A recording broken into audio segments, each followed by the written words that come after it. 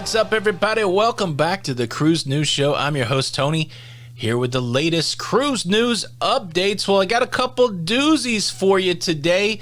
I'm going to talk to you a little bit about some financing that Carnival Corporation is doing. Could be troubling news. And what's the CDC up to? Here they come again with another. I didn't even know you could go another level of travel warning, but we got one. We got another level of travel warning. Let me tell you the particulars. Let me try to answer the question, why this warning? Why now? And yeah, it's bleak. It's bleak, not great for the resumption of cruising, but could be necessary. We'll unpack all of that. But first, let's talk about the world's largest cruise corporation, Carnival Corporation, the parent of some of your favorite cruise lines, Carnival Cruise Lines, Princess Cruise Lines, Holland America, P&O. The list goes on and on. They've got about 9 cruise lines, and because of their size, because of the size of their fleet, they have a pretty big nut that they have to make every month. We've talked about it before, like $700 million to $750 million is an estimate the Carnival Corporation needs every month just to pay their bills, just to keep their operation going. That is substantial, and they have been raising money all year to try to keep things afloat. The calculations show that they've raised around $10 billion in 2020 to continue their cruise operations, and they announced on Friday that they would need a little more coin, and they're doing it in a way they haven't done it before. They're offering unsecured bonds in the U.S. and European bond market. Now, unsecured means that there's no collateral backing these bonds. In the past, they said we've got cruise ships, we've got assets where we can back up these loans that we're taking. Well, this time you're just banking on the name. The fluctuation of the interest of the bonds lives somewhere between 8% and 12%. And so for people buying these bonds, they are hoping for a return of the higher end, 12%. But no collateral backing these bonds. So if the whole thing goes belly up, these bonds could be worthless. And so that's not great, but there are investors that will bank on the brand name, will bank on the resumption of cruising, and I don't anticipate that they'll have any trouble raising this $1.6 billion. And so it really highlights how these companies need cruising to happen at some point so that they can make some revenue, because at some point they're going to run out of money, and that's going to be bad all the way around. Carnival raises $1.6 billion to pay off debt, to pay other bills that they have, maybe a tax on another 2 months to the money they already have. The CEO of Carnival Corporation, Arnold Donald, has said that they have enough coin to run to the summer of 2021, and so it looks like there's still 6 months, 7 months, possibly 8 months of runway for the money that Carnival has, but they continue to shore up the treasure chest, and this time they do it with unsecured bonds. Interesting stuff. So that's what Carnival Corporation is doing. Let's figure out what the CDC is doing. And before we get there, let me tell you what we're doing. We're creating daily content around the cruising industry, around cruise news.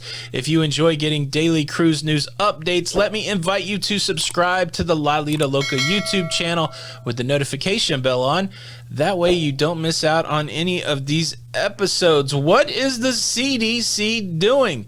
Why are they elevating the travel warning for cruising when there's no cruising going on in the United States? That's the question I pondered since the moment that I've heard that this elevated warning came out. Here's what happened. So we were sitting at a level 3 travel warning, don't go on a cruise ship.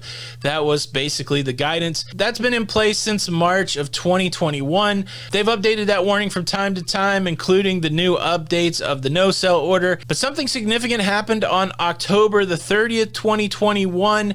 The CDC issued the framework for conditional sailing, and it almost seems like when they went to update the travel warning with that date, they went, maybe we should change the travel warning. I don't know if that's what happened, but now we're not at a level 3 anymore for cruise ships. We're at a level 4. I'm sure you guys know the 1983 classic movie War Games, where a supercomputer almost started a nuclear war trying to play tic-tac-toe. It's a classic. If you haven't seen that, you have to watch it. Probably the most tense moments of that movie is when they would change the DEFCON level. Now, it works a little bit opposite of these CDC warnings.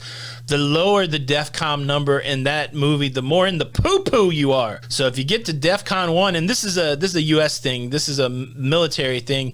If you get to DEFCON 1, things are going bad in the world. So similarly, but opposite in the CDC, if you get to the highest level of the warning system, which is level 4, you're in the poo-poo. And that's where we're at when it comes to cruising right now. We are in the poo-poo. What has changed with this travel warning? They already said don't go on cruise ships, don't go on river cruises. That was in the level 3 warning.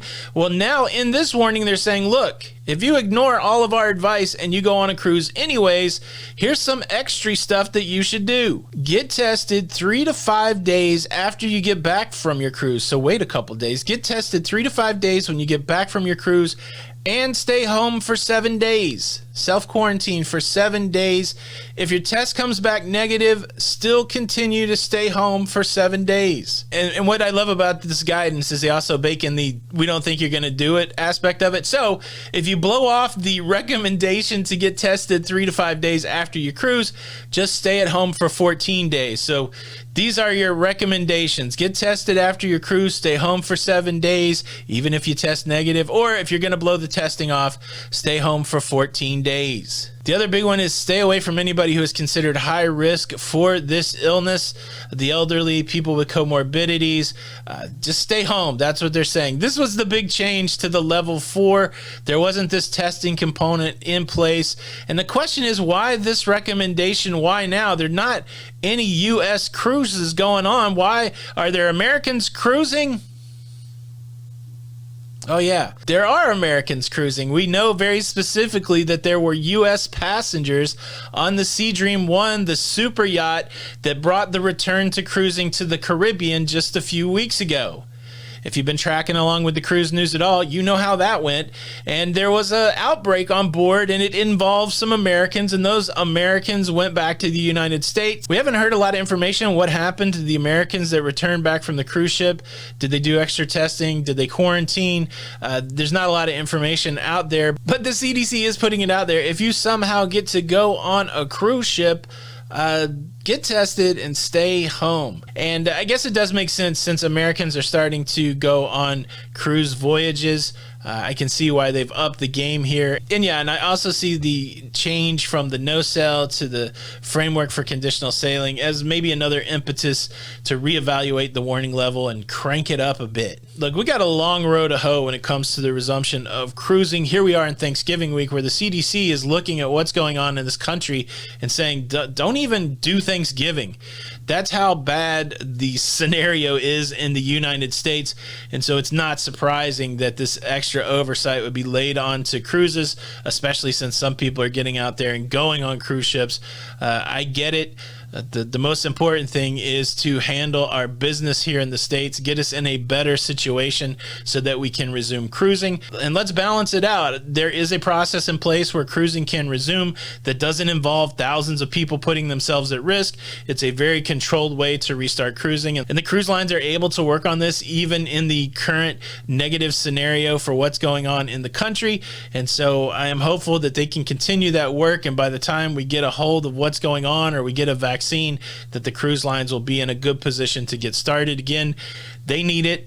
People stuck at home that love cruising need it. We need to get the virus under control the best we can, if that's even possible, so that all these things can work together for a better day. So CDC, the warning level goes up. I'm not super shocked about it.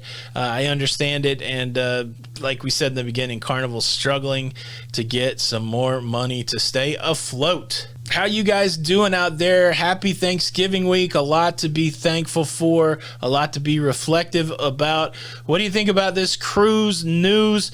Can you believe they raised that warning? Was it a surprise to you? What are you doing this week for Thanksgiving? You going all out? You going to keep it low key? Leave a comment below. Thank you for taking the time to watch the show today. Please show your support by hitting the like button. This is Tony with Lido Loca, and until the next time, we'll see you on the Lido. Bye.